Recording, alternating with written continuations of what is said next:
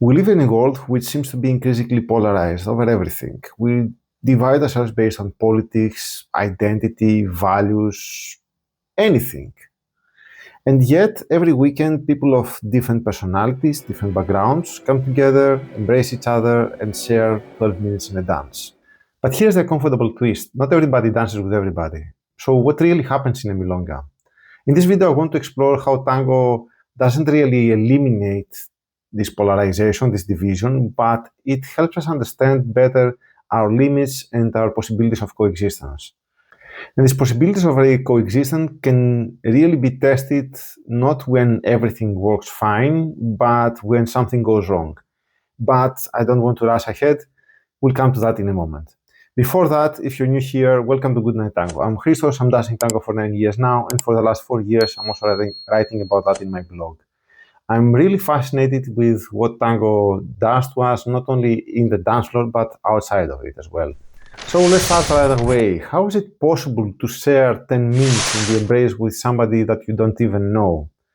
In most areas of life, before we come together with somebody else, before we become friends with somebody, we usually align, we usually filter each other out, we usually discuss and we have to agree on things and values and opinions, and then we align, we have deeper connection.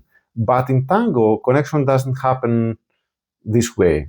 You can embrace somebody without even knowing anything about them, and you can instantly feel connected with them. Tango works because the cooperation in the couple doesn't necessarily require ideological or political alignment. It requires only alignment in the way that we move, in the way that we hear the music. And that is a much easier filter than all the other things that we find to divide ourselves. However, it's not all rosy and easy in tango, because tango is built around roles. There's this special feature that sometimes people misunderstand and they think it introduces power.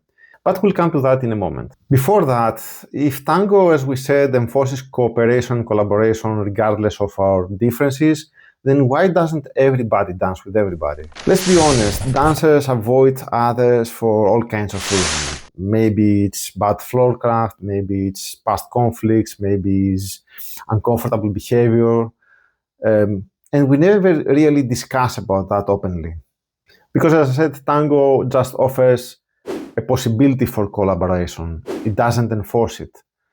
And the embrace is voluntary. Every tanda starts with a decision. Do I want to dance with this person or not?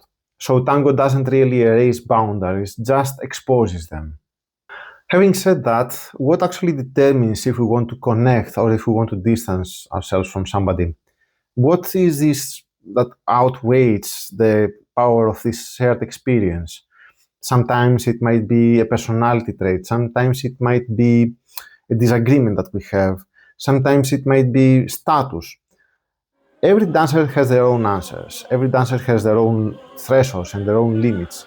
And actually what you see in tango is a map, a living map of personal thresholds. Some dancers prioritize connection over difference, and some others prioritize alignment before the interaction.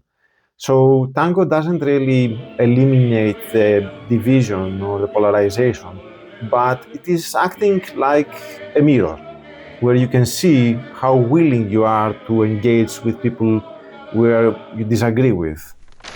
And this mirror becomes even more revealing when something critical happens when we dance. A mistake. Remember when I said earlier that the ultimate test for this coexistence is not when everything goes okay, but when something goes wrong? This is it. When we handle these mistakes by trying to dominate or by trying to correct or by trying to avoid, withdraw or blame our partner, then the dance automatically collapses. In tango, we learn to handle differently these cases. We learn to pause, to recalibrate, to adapt before we escalate. And ultimately, we learn to accept the imperfection in favor of this communication and this emotional co-regulation that happens during the dance.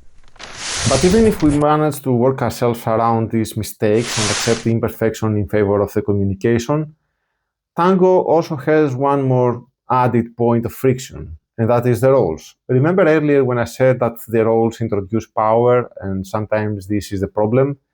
This is it. Yes, in Tango, one role proposes something and the other answers to that. So this kind of interaction introduces some kind of hierarchy sometimes. But this hierarchy is only superficial, is only on the surface. In many social systems, this difference in the hierarchy leads to domination and control, and this obviously changes the dynamic of the interaction. Tango, for many years, had this kind of problem, and we still have this problem in some cases. We tend to see the roles sometimes in this hierarchy, and sometimes many of the people, many of the leaders that are in the position of the leaders, they tend to misinterpret this power as control, as domination.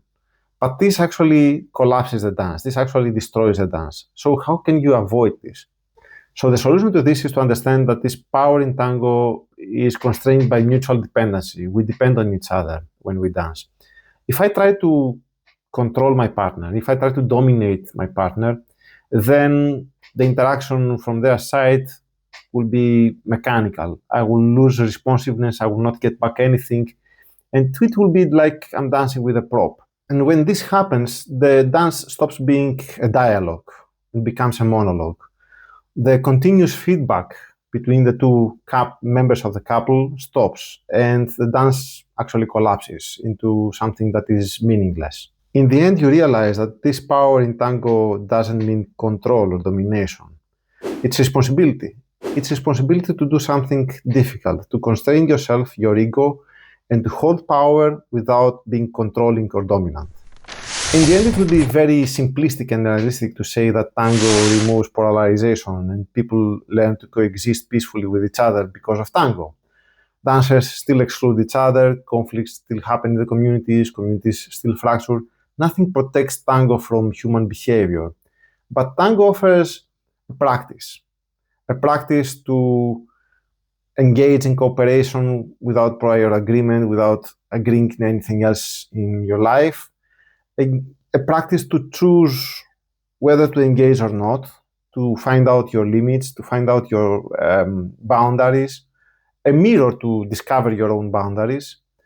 It is also giving us a practice to learn to react differently when things go wrong, to not escalate directly and learn to navigate these difficult situations.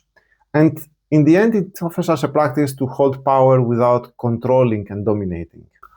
So tango doesn't remove polarization. It rather reveals how we navigate it in small embodied decisions. Every tanda is a decision. Every tanda is a new discovery of how we navigate this difficult space.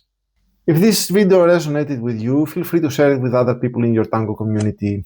And I would be very curious to know if other people see it like this as well. But maybe there's another reason for this polarization, and that might be how stressed we are.